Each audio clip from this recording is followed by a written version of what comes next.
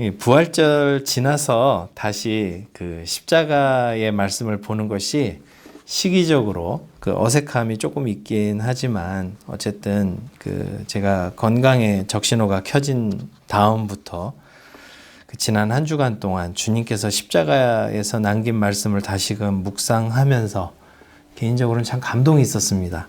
그래서 오늘 이 말씀을 가지고 여러분들과 함께 나누고자 합니다. 유인물을 나눠드렸는데 그 나눠드린 유인물을 보시면 예수님께서 십자가에서 처형되실 때 그 십자가에서 남기신 7 말씀이 적혀 있습니다. 많은 분들이 이 말씀을 가상칠언, 그러니까 십자가 위에서 남기신 7개의 말씀들이라고 보통 부릅니다. 다음과 같은 말씀들이 있습니다. 우리 나눠드린 것을 참조해 보시면요. 첫 번째가 이제 누가복음 23장 34절에 아버지여 저들을 사하여 주옵소서 자기들이 하는 것을 알지 못함이니이다. 그 다음에 이제 누가복음 23장 43절에 오늘 내가 나와 함께 낙원에 있으리라. 요한복음 19장 26절 27절에 여자여 보소서 아들이니이다. 또 제자에게는 이제 어머니를 의탁하면서 보라 내 어머니라 하시는 말씀이 있죠. 그 다음에 이제 그 마태복음 27장 마가복음 15장에 나오는 그 유명한 엘리 엘리 라마 사박다니 나의 하나님 어찌하여 나를 버리셨나이까 하는 말씀이 있고 또 요한복음 19장 28절 내가 목마르다 라는 구절이 있고 또 요한복음 19장 30절에 내가 그러니까 다 이루었다. 누가복음 23장 46절 아버지 내 영혼을 아버지 손에 부탁하나이다 라는 말씀이 있습니다. 이 이상의 그 가상 7원 중에서 제가 이제 그 번호를 매겨놨는데 이제 첫 번째와 세 번째 말씀 공통적으로 살펴보시면 사실은 이 말씀은 그 이렇게 공통점이 있어요. 뭐냐면 예수님께서 십자가에 못 박히셨는데 그때 남기신 이 세 말씀들의 공통점은 이 타인에 대한 용서와 배려, 곧 사랑의 메시지를 담고 있습니다. 예수님께서 십자가에 못 박히셨을 때 아버지 저들을 사하여 주옵소서 자기들이 하는 것을 알지 못함이니이다 라고 이렇게 말씀하셨죠. 저들, 그 저희가 누군지에 대해서는 정확하게 단정하기 어렵습니다. 일단은 이제 생각해 볼 수 있는 것은 예수님을 십자가에 못 박은 군인들이 그 대상일 수 있겠죠.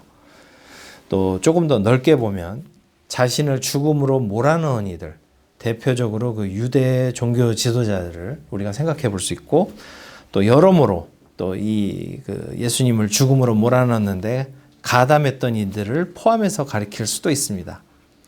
또 뒤이어서 보면 이제 예수님 그 십자가에 달리셨을 때 조롱하는 사람들이 있었죠. 조롱하는 이들도 포함해서 예수님께서 저희를 사하여 주옵소서 이렇게 말씀하셨을 수 있습니다. 사실 이제 그게 문맥상으로는 제일 자연스러워 보이죠.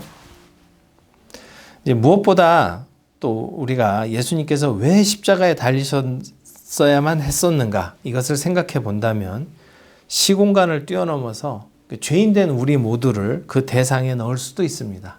그러니까 아버지여 저들을 사하여 주옵소서라는 그 기도 속에는 사실은 예수님께서 우리 죄 때문에 십자가에 못 박히셨기 때문에 우리 모두를 포함해서 아버지 저들을 사하여 주옵소서 자기들이 하는 것을 알지 못함이니이다 라고 말씀하셨을 수 있습니다. 충분히 다 가능한 얘기죠. 어쨌든 여기서 분명한 것은 예수님께서 평상시에 하셨던 이 가르침과 일관된 메시지를 십자가에서 전하고 계시다는 것입니다. 예수님의 중요한 메시지 가운데 하나가 무엇이죠? 누가복음 6장 27절 35절 마태복음 5장 44절에서도 말씀하신 것처럼 예수님은 공생의 기간 동안에 원수를 사랑하라 라고 말씀하셨죠. 근데 이제 십자가에 딱 달렸는데 자신을 못 박은 이들, 죽음으로 내몬 이들, 조롱하는 이들, 또 사실은 우리 죄 때문에 죽으셨으니까 우리 모두를 향해서도 평상시에 공생의 기간 동안에 예수님께서 가르치셨던 그 가르침대로 원수를 사랑하라 하셨던 그 가르침을 십자가에서 실현하고 계신 거예요. 아버지여 저들을 사하여 주옵소서. 자기들이 하는 것을 알지 못함이니이다. 이렇게 말씀하시는 것이죠. 누가복음 23장 43절 말씀, 내가 오늘 나와 함께 낙원에 있으리라는 말씀 역시 뒤늦게나마 예수님을 알아보고 고백하는 이 함께 달린 행악자 중 한 사람에게 마지막으로 평안과 소망을 주시는 그런 말씀으로 볼 수가 있습니다.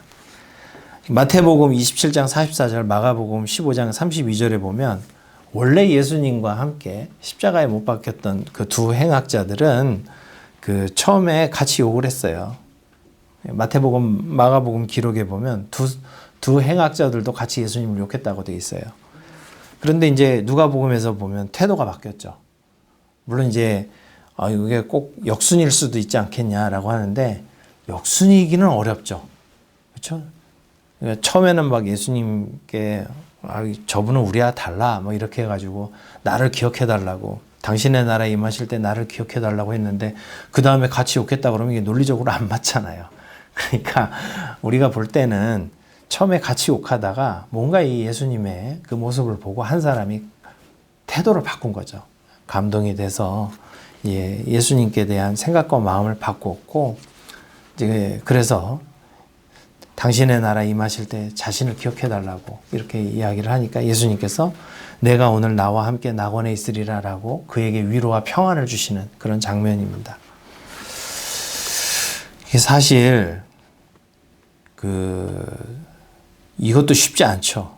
아무리 태도가 바뀌었다고 하지만 예를 들면 뒤끝이 긴 사람 같으면 좀 전까지 욕하던 놈이 이제 와서 이러면서 전혀 기분 나빠할 수도 있죠. 그런데 그가 마음을 바꾸자 용서하시고 그에게 위로와 소망과 평화를 주십니다. 이 또한 그 예수님께서 이 땅에서 하셨던 말씀, 그 말씀을 스스로 실천하고 계신 거죠. 70번을 70번까지도 용서해 주어라. 마태복음 18장 22절. 또 누가복음에 보면 하루에 7번이라도 내게 돌아와 내가 회개하노라 하거든 너는 용서하라. 이게 예수님 가르침인데, 사실 우리가 이 세상에서 보면 잘 가르쳐 놓고 자기 다르게 하는 사람 많잖아요. 근데 예수님은 십자가상에서 자신께서 하셨던 말씀을 그대로 실천하고 계신 거예요. 같이 욕했다가 한 명이 돌이켜서 이제 당신 나라 임하실 때 자기를 기억해 달라고 그러니까 내가 오늘 나와 함께 낙원에 있으리라. 용서하셨다는 이야기죠. 그러니까 평상시 예수님께서 가르치셨던 그 내용을 십자가상에서 몸소 실현하시는 그 모습을 보여주고 있습니다. 뿐만 아니라 이제 이 땅에서 이 남편에 이어서 큰아들까지 먼저 그것도 처참한 모습으로 떠나보내야 되는 어머니에 대한 배려 역시 잊지 않으시죠. 그래서 어머니에게 여인이여 보소서 아들입니다 하고 자신의 제자를 소개하고 그 제자에게 보라 내 어머니라 하면서 자신의 어머니를 맡기는 그 모습을 보여주십니다. 그러니까 우리가 이것을 생각해 볼 때 이게 십자가상이라는 것을 우리가 항상 염두에 둘 필요가 있어요.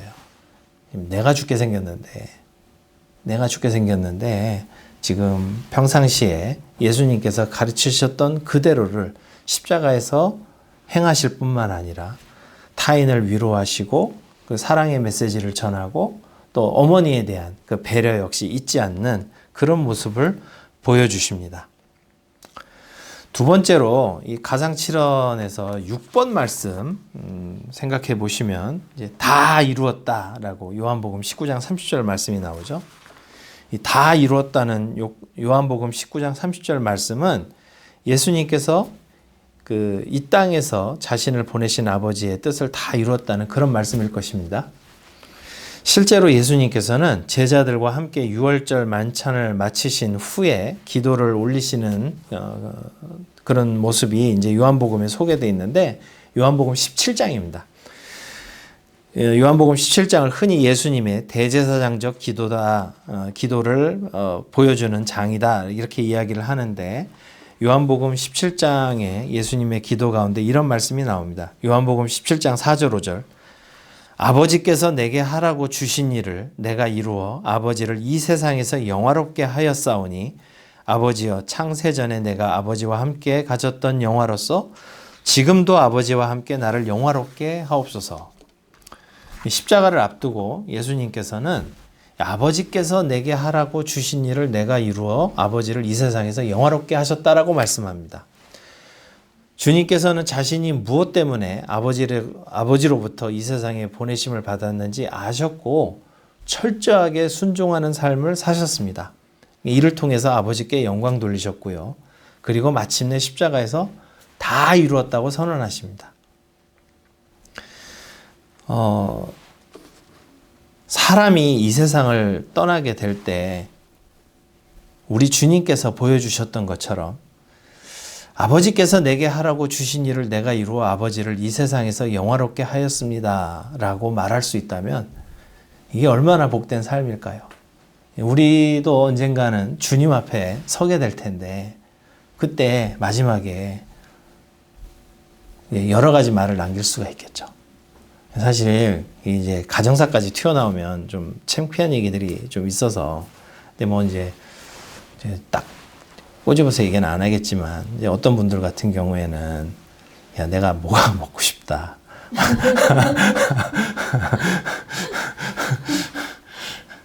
그런 분도 계시고요. 이제 우리가 이제 앞서 가신 분들을 이렇게 생각을 해보면 좀 이제 그런 분들이 많죠. 아, 내가 이걸 참 못하고 가서 천추의 한이다. 뭐 이런 분도 계시고. 하여튼 우리가 마지막에 섰을 때, 내가 뭐 먹고 싶다 이거보다는 그래도 아버지께서 내게 하라고 주신 일을 다 이루어서 아버지께 영광을 돌렸습니다. 이게 참 얼마나 복된 이야기일까 이렇게 생각을 해보게 됩니다. 우리 주님께서는 이 땅에서 비교적 짧은 생애를 보내셨지만 이렇게 아버지를 영화롭게 하는 삶을 사셨습니다. 우리 역시 주님 닮은 삶을 살기를 원한다면 지금 내게 주어진 시간을 좀 소중히 여길 필요가 있습니다. 내게 시간이 무한정 주어져 있지 않다라는 것을 기억할 필요가 있어요. 심지어 시간은 있어도 또 건강에 주어지지 않을 수도 있습니다. 그래서 내게 주어진 시간과 기회, 건강 이런 것들을 소중히 여겨서 우리 주님께서 남기신 것처럼 비록 처참하게 처형을 당하시는 그런 모습일망정 우리 주님께서는 당당하게 아버지 다 이루었습니다. 이런 그 마지막 말씀을 남기셨는데 사실은 우리도 좀 생각해 볼 말씀이 아닌가 이렇게 생각이 됩니다. 이제 4번, 5번, 7번 말씀이 우리가 이제 마지막으로 좀 생각해 볼 이야기입니다. 잘 아시는 것처럼 나의 하나님 어찌하여 나를 버리셨나이까. 내가 목마르다. 아버지 내 영혼을 아버지 손에 부탁하나이다 라는 말씀이 있습니다. 이 말씀들이 우리가 그냥 읽으면 그냥 그때그때 몸 상태와 감정에 따라 그냥 하신 말씀이 아닌가 생각하기가 쉽죠. 나의 하나님 어찌하여 나를 버리셨나이까. 이제 마태복음 27장 46절, 마가복음 15장 34절에 나오는데 이것이 단순히 당시 예수님의 감정이나 상태의 표현이 아닙니다. 이단들이 종종 이 구절을 인용하면서 사실 이때 예수님께서 버려지셨다. 예수님 사역 실패했다. 이렇게 많이들 주장합니다. 그래서 이제 예수님은 실패하셔서 하나님 어찌하여 나를 버리셨나이까 이렇게 부르짖었고 그래서 자기가 이제 완성하러 왔다고 내가 그니라 하고 온다는 거예요. 자기가 진정한 메시아라는 거죠. 다 헛소리입니다. 이런 얘기를 하면 이단이구나. 쓸데없는 소리구나 라고 그냥 무시하시면 됩니다. 이 말씀은 시편 22편 1절의 인용입니다. 단순히 그냥 하나님 왜 나를 버리신 거예요? 이게 아니라 시편 22편을 가지고 예수님께서 기도하셨다는 내용입니다. 시편 22편은 고난당하는 이의 노래, 그 정확하게는 이제 다윗의 시라고 되어 있는데 이 시편 전문을 읽어보시면 단순히 자신이 당하는 고난을 호소하는 것으로만 끝나지 않고요. 22편 19절 21절에 보면 고난 가운데서 하나님의 구원을 향해서 부르짖고 심지어 이 시편 마지막 부분에는 하나님의 구원을 찬송하고 하나님의 구원과 나라를 선포하는 것으로 끝을 맺습니다. 그러니까 예수님께서 나의 하나님 어찌하여 나를 버리셨나이까로 시작하는 시편 22편 말씀으로 하나님께 기도를 올리신 거예요.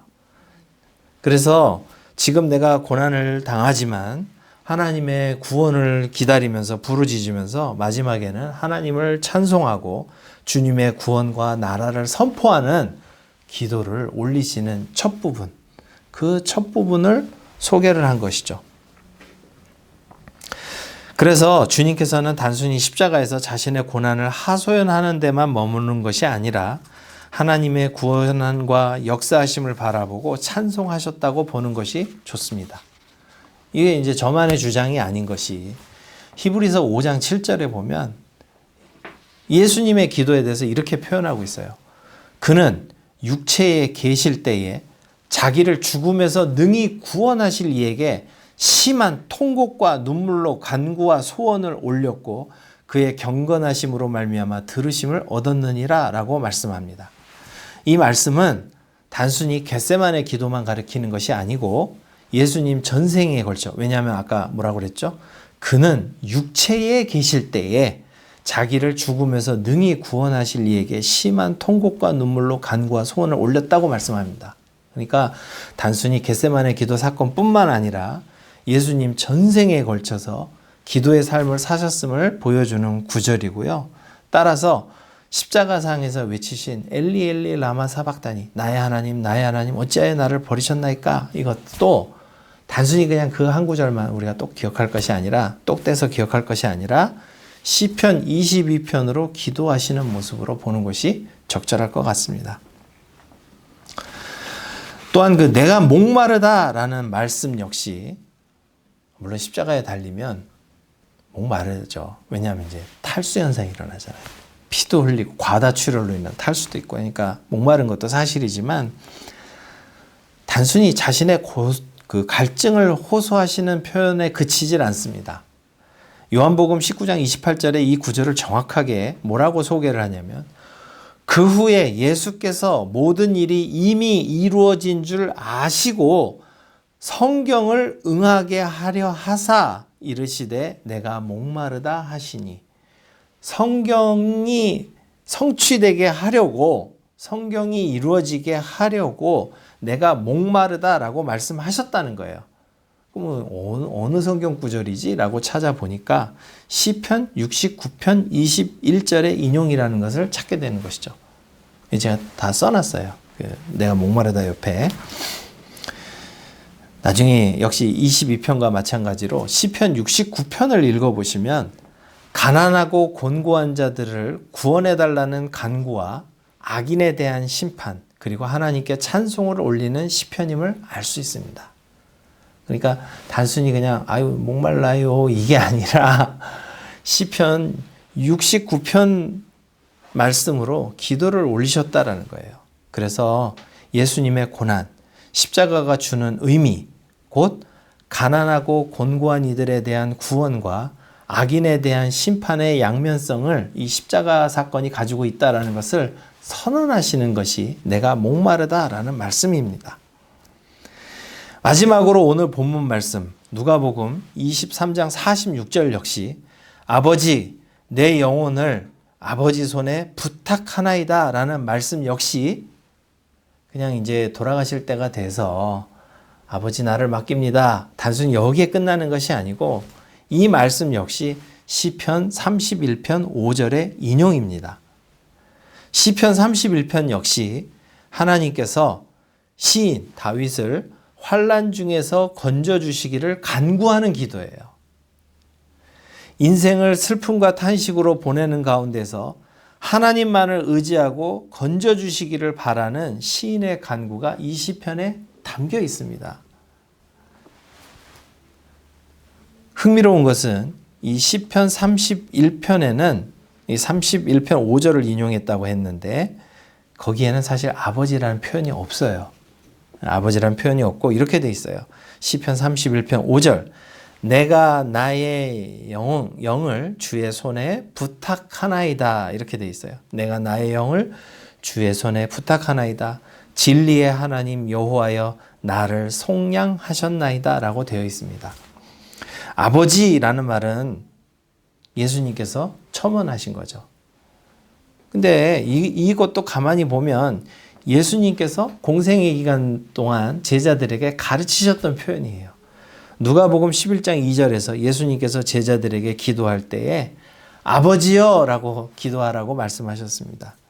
그러니까 예수님 스스로도 하나님을 향해 아버지라고 기도하셨고 제자들에게도 아버지여 라고 기도하라고 하셨기 때문에 시편 31편에다가 아버지여 내 영혼을 아버지 손에 부탁하나이다 이렇게 말씀하시는 거죠. 그러니까 결국은 시편의 인용이고 예수님 가르침을 십자가상에서 몸소 실현하는 것을 보여주시는 장면이 바로 누가복음 23장 46절의 장면입니다. 그럼 이제 이상에서 살펴본 것처럼 가상칠언 중 세 개의 말씀, 타인에 대한 배려와 사랑이 담겨 있고 그 다음에 한 말씀, 자신의 그 공생애를 돌아보면서 거기에 대한 회고의 말씀이 담겨 있고 그 다음에 이제 남은 세 개의 말씀은 시편을 인용한 기도입니다. 이게 이제 가상칠언이 이렇게 되어 있다는 거예요. 자, 이제 가상칠언이라는 말을 다시 한번 생각해 보겠습니다. 말 그대로 이 말씀은 예수님께서 십자가에서 처형당하시면서 하셨던 말씀입니다. 전날까지 구타와 채찍질과 희롱과 말도 안 되는 재판으로 몸과 마음에 깊은 상처를 받으신 상황입니다. 이제 그의 양 손목과 발에는 못이 박혀서 피를 흘리고 있습니다. 물론 이제 뭐 어떤 사람들은 손바닥에 못이 박혔다고는 하는데 이게 저 십자가에 처형된 그 시신들이 이렇게 발굴되기도 했어요. 그래서 이렇게 보니까 이제 손목에다가 못을 박았더라고요. 발도 이제 뭐 우리는 보통 생각할 때 폭에서 이렇게 박았다고 생각하는데 모르겠습니다. 이제 항상 그랬는지 모르겠지만 이 양발을 나무에다 이렇게 붙여서 이렇게 관통을 해서 박았더라고요. 어쨌든 몸에 못이 박혀서 지금 피를 흘리고 있습니다. 몸은 늘어지고 몸은 점점 찢어지고 있습니다. 십자가의 형이 주는 고통은 살의 찢어짐과 출혈과 갈증에만 있는 것이 아니고요. 또 이거를 또 그 의사 선생님들이 쓴 논문들이 있더라고요. 이제 이렇게 되면은 사람이 어떻게 되냐? 이 호흡곤란, 왜냐면 양팔을 이렇게 벌려가지고 이게 벌어진 상태에서 몸이 늘어지니까 숨을 못 쉬고 호흡이 굉장히 힘들죠. 과다 출혈로 인한 쇼크, 그 다음에 심장 파열 등이 올 수 있다. 이것을 의도한 처형이 십자가라고 이렇게 이야기를 합니다. 지금 그런 상황인 거예요. 우리가 오늘 이 7가지 말씀을 돌아볼 때 아까 어떤 내용이 있다고 그랬죠? 타인에 대한 배려와 사랑의 실천, 그 다음에 하나님 뜻에 대한 순종, 자신의 삶을 돌아보는 회고, 그 다음에 시편으로 올리는 기도 등이 담겨 있다고 그랬죠. 사실 이 타인에 대한 사랑과 배려, 그 다음에 내가 무엇을 위해서 이 땅을 살아가는지, 그리고 또 항상 시편으로 말씀을 읽고 기도하는 생활, 우리가 건강할 때에도 많이 놓치고 살아가는 것들이죠. 그런데 십자가라는 극한의 육신의 고통 속에서 우리는 이것들을 과연 얼마나 실천할 수 있을까요? 생각해보면 그때 이제 죽을 때가 되니까 단번에 영웅적인 행동으로 할 수 있을 거다.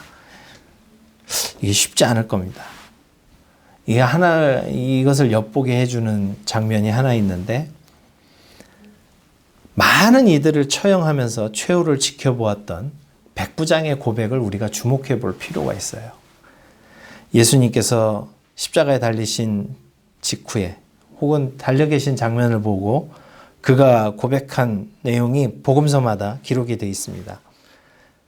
마태복음 27장 54절, 마가복음 15장 39절에 보면 이렇게 얘기하죠. 이 사람은 진실로 하나님의 아들이었도다. 이렇게 고백을 합니다. 누가복음에서는 조금 다르게 소개하긴 합니다. 이 사람은 정녕 의인이었도다. 사실 이 사람이 많은 사람을 처형하면서 그간 봐왔던 이들이 처형당하기 직전과 매달렸을 때 어떤 모습을 보였는지 숱하게 목격을 했겠죠. 근데 유독 예수님께 대해서 이러한 평가를 하게 되는 이유가 뭘까요? 우리가 똑같은 고통은 아니어도 내가 정말 죽을 것 같이 아플 때 보면 사실 그 사람의 밑바닥이 드러난다고 하죠. 물론 이제 밑바닥이 드러나는 순간은 그 위험한 순간이 요즘 또 있어요. 수면 내시경 같은 거 하면 밑바닥이 드러날 수 있습니다.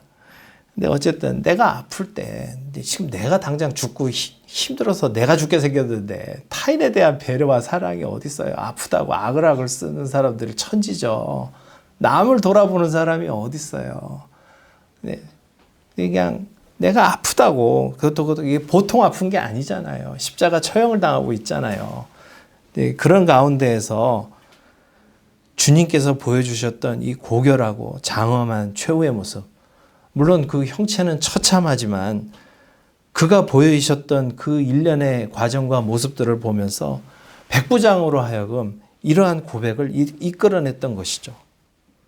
그렇다면 우리가 마지막 순간에 이런 모습을 보인다면, 고난과 고통의 순간에 인생의 최후를 맞이할 때 이런 모습을 보이려면 평상시에 어떠한 삶을 살아야 할까요? 우리 주님께서는 십자가에서 이 시편을 인용하는 기도를 하실 때에 일상의 삶을 누리시는 그동안에 얼마나 많은 시간을 시편으로 기도하시고 사랑을 실천하시고 아버지의 뜻을 구하셨을까요? 이것들이 이 최후의 이 극한의 상황에서 하나씩 펼쳐지는 것을 우리가 보게 되는 것입니다. 우리가 이것을 차분히 돌아보면 우리에게 주어진 인생의 삶 속에서 우리는 어떻게 살아야 할까 하는 것을 우리가 돌아보게 되는 것이죠. 그때 가면 우리가 막연히 잘하겠지. 그러지 않습니다. 평상시에 내가 주님, 무엇을 위해서 나에게 이런 시간과 기회를 주셨습니까? 무엇 때문에 나에게 건강을 주셨습니까? 끊임없이 질문하는 삶. 주님, 내게 주신 이 가족들, 내 주변의 사람들을 내가 어떻게 사랑을 실천하고 배려하고 도와줘야 될까요? 이것을 끊임없이 생각하고 돌아보지 않는 이상 끝에 가서 그렇게 갑자기 하기 쉽지 않습니다.